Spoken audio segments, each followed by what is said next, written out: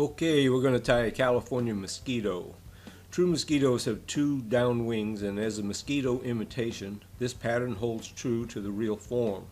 Yet Randall Kaufmann, who introduced me to this fly in his 1991 book, Tying Dry Flies, says he thinks it is more often taken as a midge cluster.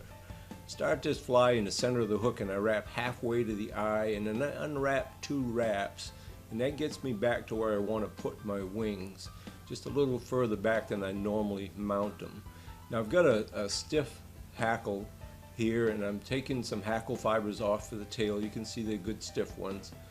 And I'm going to take this clump and measure it against the shank. I want it to be the length of the shank when I'm all done here.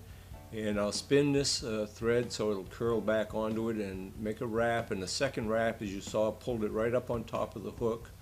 I'll check the length of it and then go ahead and wrap back and throw a wrap in underneath this to help the tail flare.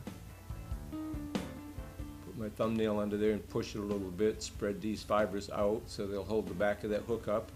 Wrap up to the front and trim off these end pieces. Wrap forward and get ready for my body and rib material. The body material is going to be this floss. It's single strand floss. Let me back this out a little bit so you can see what I'm doing here. I'm just going to cut a strand of this, set it aside, and take some Danville 210 denier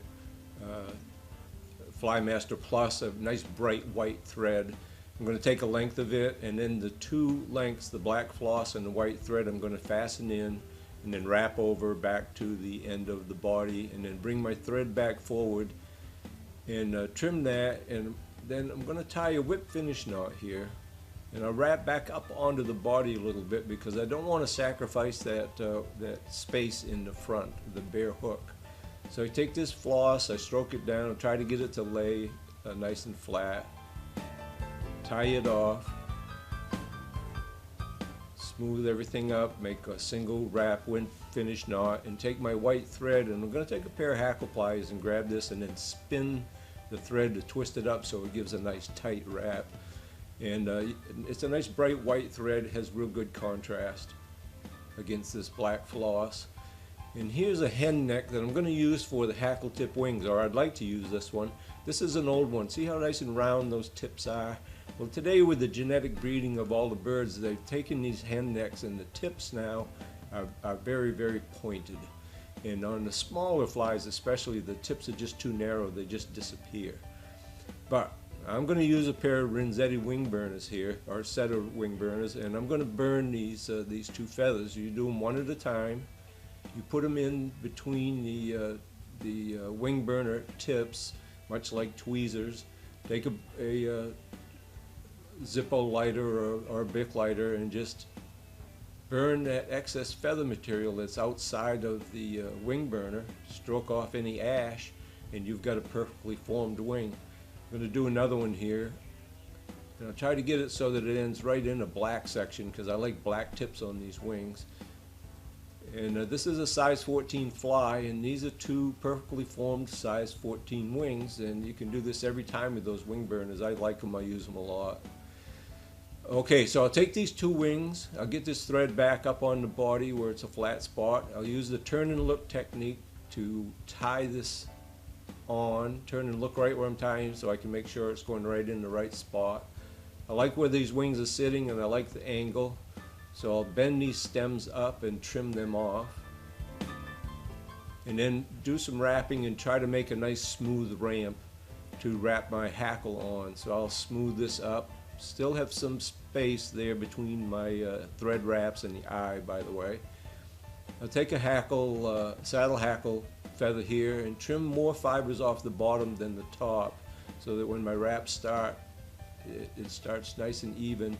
And I do a crisscross wrap to tie that feather on so it's sticking straight out from the hook when I start wrapping. And I just crisscrossed over that stem and then just bent it forward and wrapped over it as you saw. Tie a whip finish knot there.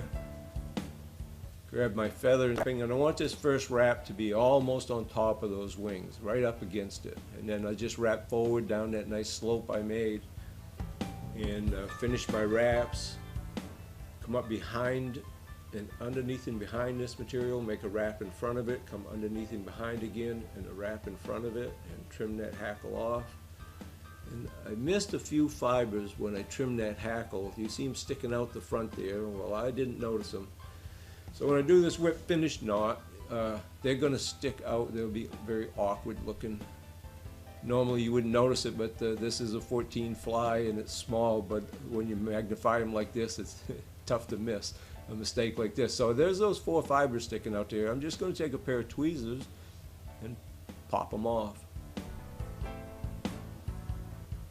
And believe me, you can just barely see that little bit of fiber that's sticking out of there. This would be perfectly fine for a fishing fly. So there you go. There's a California mosquito tied using rotary fly tying techniques.